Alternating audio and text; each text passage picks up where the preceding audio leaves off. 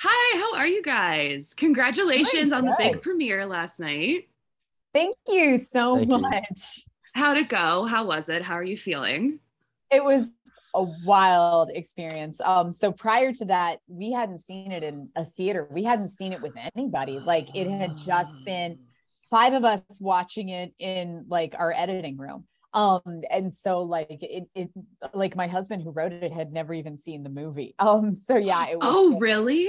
Oh, wow. yeah, like it was just wild to see it on a screen with people because when it's just five of you in the editing room, it was me, the editor, and like my two other producers, we kept saying, we think it's good.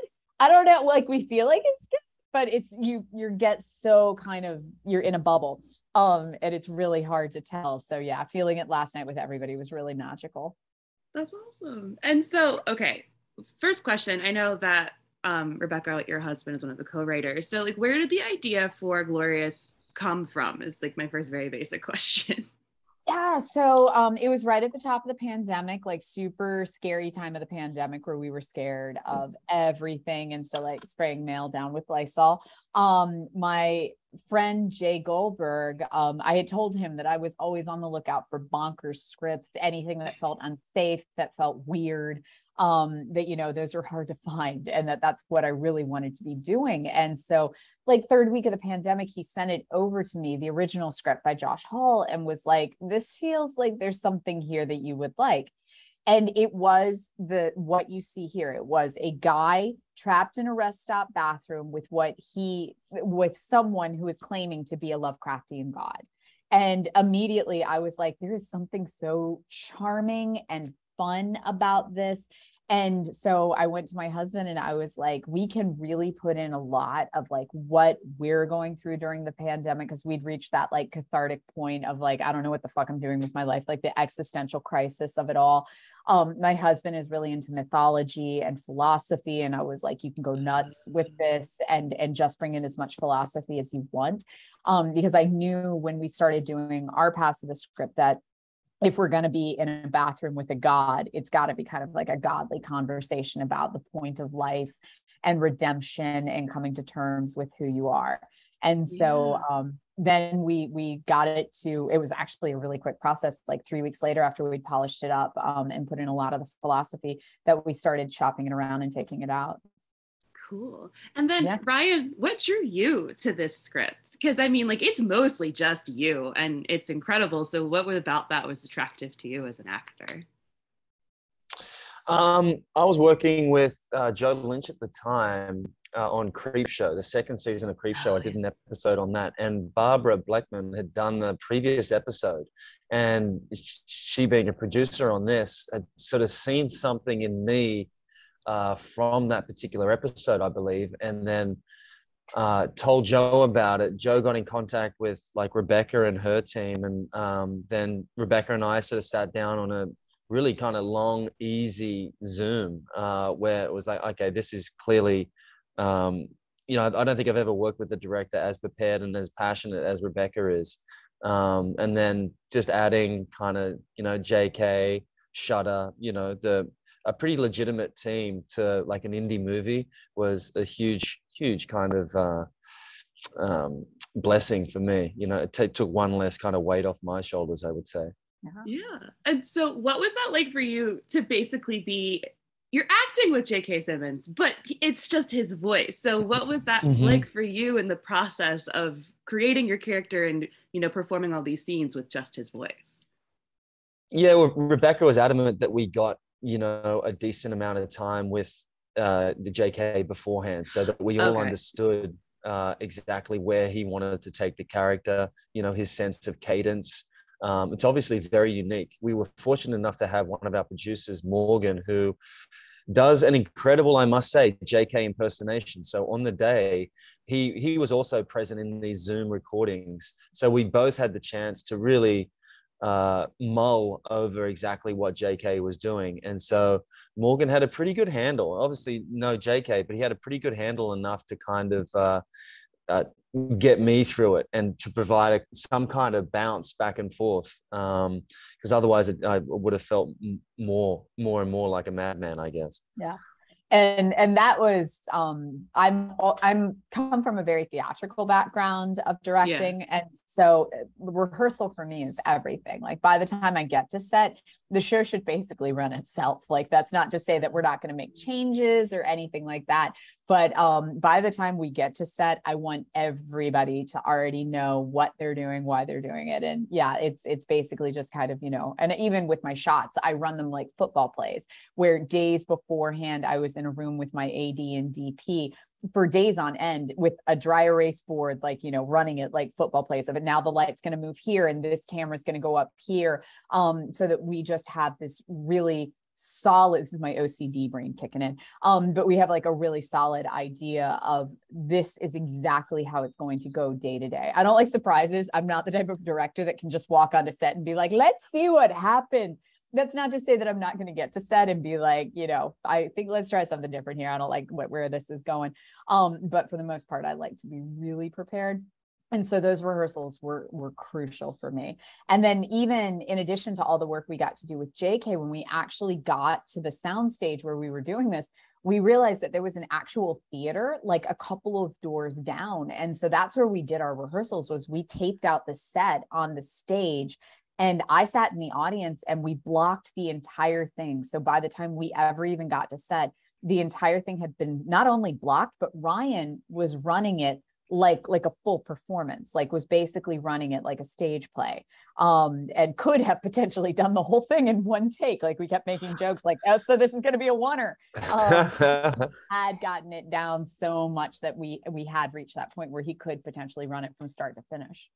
One man show, Ryan Kwanten, glorious, right? On Broadway. We kept joking. We kept joking. It's coming to a stage near you in a couple of years. So, yeah. That's amazing. And so with the way that you kind of like prepare for filming, was it easier or more difficult with the single location and the small single location of Glorious? So it wasn't easier or difficult. It was just a way that I had to kind of reshape my brain. So we knew that we had to absolutely build the bathroom from the ground up because there was way too much in it that we needed to control. Plus actually filming in a real rest stop sounds just fucking disgusting, to be honest. Yeah, that sounds awful. So, right. And I was like, I don't want anybody crawling around on the floor. I don't want to be in there. Like, let's just be honest with that. So we knew that we would use a soundstage and build it from the ground up. And it was just very much thinking about like, I need this wall to move. Can I get this toilet to fly out? Like, which is, can we stand on the urinals? Like everything needed to be functional to that degree of it couldn't just be roughed in. Like we actually had to have a functioning faucet. We had to be able to take the vent down the window. He had to be able to hang on it. So it was a lot of kind of designing it for functionality, but with it, it was a lot of designing it for style too, because I always looked at that bathroom as like my third character, because it does provide so much of the tone and the ambience of the movie. And so what can we use in there to increase the color? How do I want the light to shine through? How do I want to feel that purple? That's where I'll put the window. Well, how do I want it to be? Do I want it to be hard edges on that light, or do I want it to kind of diffuse out? And that was the decision of, do I want it to be actually opaque glass, or like a lot of rest stops use glass brick, which would have made a more diffused light. And so it was all just like really like nerdy minutia that I got super engaged with. And then the actual filming in there, the biggest thing was I knew I didn't want to do locked shots. Like I knew I didn't want it to be like, and move the tripod here, and now move the tripod here. Because if it gets too choppy and too just regimented and stagnant, you're going to feel that because we're in a bathroom. When in actuality, because we are in a bathroom, if I was to shoot it like that, I'd have like, think a bathroom stall. I'd have like 5 shots before I can't put the camera anywhere else. And so we kept it fluid the entire time. We called it our dance. Like we would always say, okay, go dance with Ryan. Ryan, go dance. And it was our DP, Dave Matthews, on steady, and him just, okay, Ryan would do the blocking. We would take a look at it. And then I would just say, okay, Dave, can you just follow his lead? And Ryan would lead and Dave Matthews would follow. And that is how we filmed the bulk of it. We averaged 8 pages a day that way.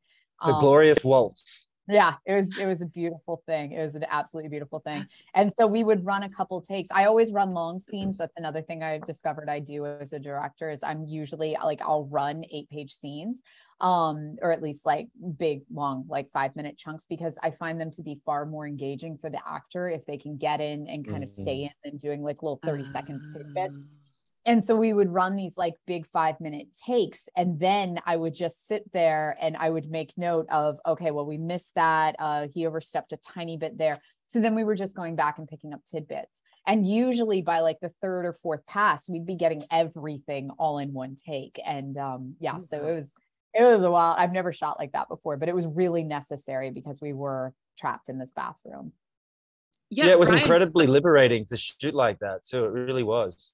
And like Rebekah said, you can't help but get a sense of the character of the story from every vantage point, whether you're, you know, the prop guy or Dave, our cameraman. Like there's a true sense of place and time when you're shooting for that amount of time. You get the chance to really sit in it. Cool. And then, so this is a Lovecraft question, but Rebekah, what is your favorite H.P. Lovecraft story? Mountains you have a favorite? Okay. Yeah, Mountains of Madness. And I mean, I feel like that's a very standard one. But yeah, I definitely Shadow over Innsmouth, like anything that's going to get like super aquatic is always going to be my jam. Yeah. I will also say I have a love for Dreams of the Witch House. It doesn't get much love. Like a witch who can time travel through architecture is not like a huge selling point for a movie. But that's one that I've always loved so much. And Ryan, are you a Lovecraft person, a fan? Are you familiar with any of his work? No, I'm not familiar. Lots of tentacles, lots of big monsters. But tentacles. My final question for you, Rebekah, is if you had to schedule your perfect double feature with Glorious in another film, what film would you choose? This is going to be the weirdest answer ever, but Repo Man, because it's part of the reason that we saw what we did in this film, because Dave and I had just watched Repo Man like 2 nights before I read that script. And Repo Man is this beautiful movie about existentialism and philosophy set in this least likely place. It's set deep in an inner city about 2 guys who are repossessing cars. And the whole thing is about materialism and determining who you are in yourself and how you do that. And is it through what you do for a living? Is it through, you know, who you are as a person, who you make friends with? And we love Repo Man because we always viewed it as this incredibly philosophical movie. And it was watching that and then reading this script and going, oh shit, let's do philosophy in a bathroom, that really kind of pushed us. So yeah, it's a weird double feature, but hands down on that one. That's incredible. Well, thank you both so much for chatting with me today about Glorious. Thank you for having us so much.